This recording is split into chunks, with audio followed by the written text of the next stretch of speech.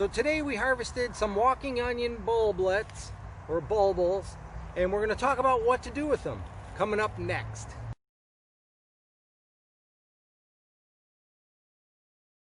So we have an example Egyptian walking onion here, and here the bulblets or bulbils are attached on the top. And the normal process as the flower stalk would dry, as you see this one is, the flower stalk falls to the ground and pins the onions to the ground where they land, and then they grow, giving it the walking effect over time. But we've manually just harvested a whole bunch of onions, and let's take a look. Maybe you've received some in the mail from us, or your friend gave you some bulblets. Let's take a look what to do with them next. So first of all, there's different types of florets, I guess I'm going to call them, where you may have larger bulblets or smaller bulblets. They all grow the same, and you can almost see where this one's sprouting, and even giving some more right on top of the plant, it'll do that. And it doesn't really matter what you have. Some of them are really round or spherical in the way they come out, and some of them have their own little flat spot on the bottom, where you can see that's kind of flat right there. So what we do with the walking onions when we prepare them for sale, as you see we have a nursery behind us. We propagate all of our own plants on site. This is the soil, the wood chip composted soil that we use for our plants. Smells good. It's coarse here. You could screen it further if you wanted to, and add some cocoa coir, perlite, vermiculite, any type of an additive, and use the compost element. As you see, it's kind of brown because it's really woody, because this is from cold composted chips. So we're going to take and we're just going to fill up a little 4-inch round we got here.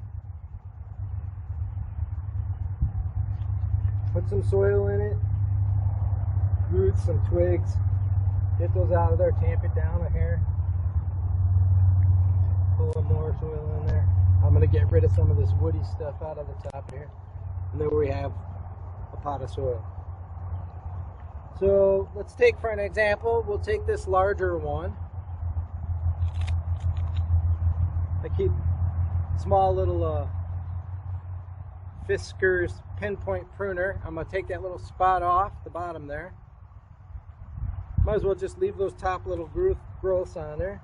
And we could simply take that flat area and push it down into the soil.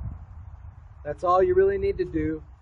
The bottom ones will start putting roots down, start growing. The top ones will then start sprouting themselves. So we'll leave it right there. Let's take the spherical one that we have here. We said this was kind of rounded. Let's pull a few of these bulbs off the bottom and cause it to be flat now, as such. And we'll come over here and we'll clip that off, as so. And we can plant that as such. Push that in a little deeper there. There we go. Fine. Now we got a handful of small bulblets that I just pulled off the parent. And you can see they almost look like a small onion set. Essentially the same. And you're going to plant them the same way. You've got the pointy side up, and all you need to do is push the bottom in maybe a quarter to a half of the bulb distance. Push that into the soil.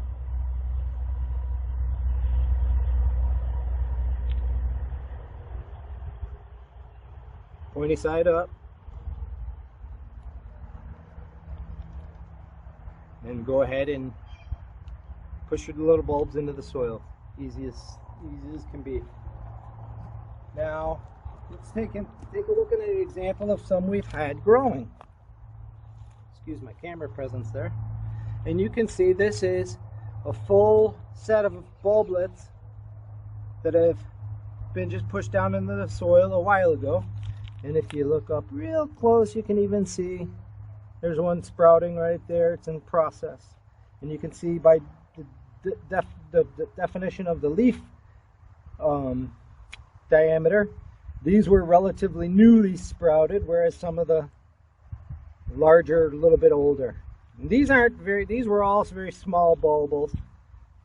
And we've had a lot of rain lately, so you can see there's a little bit of tip burn, and the onions are slightly yellow colored, but they'll be fine and they'll green up once the soil dries out and the watering is a little bit more consistent. Some of the larger ones that we have, if we wanted to take those and split those individually, we can do that as well.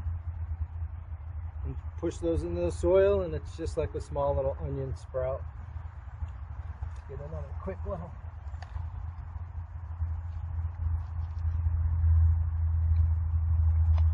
Since we cover the ground with wood chips, we don't have to worry about it. Just kind of throw it wherever you need to throw it. Beautiful thing about gardening organically. Put the organic matter on the ground. So here we are, and we'll go ahead and we'll disassemble. We'll pull one of those sprouted bulblets out of there and push that in just like a little onion set. Didn't quite push it deep enough. Plus, you're not going to be bothering the pot moving in all different directions. And you can go ahead and create yourself whatever little design you like.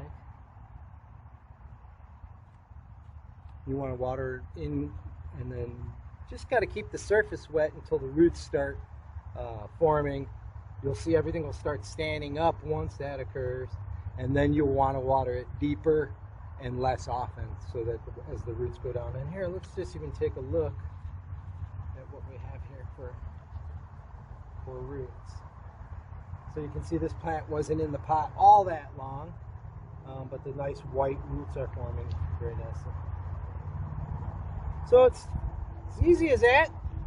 So if you want to get some walking onion bulblets, the information's down in the description, and you can go ahead and order it. You can also check out we make $64 a pound on our onions. That's also in the link at the end of the video. So give us a thumbs up, subscribe if you haven't already. Get yourself some walking onions started, and most of all, come grow with us.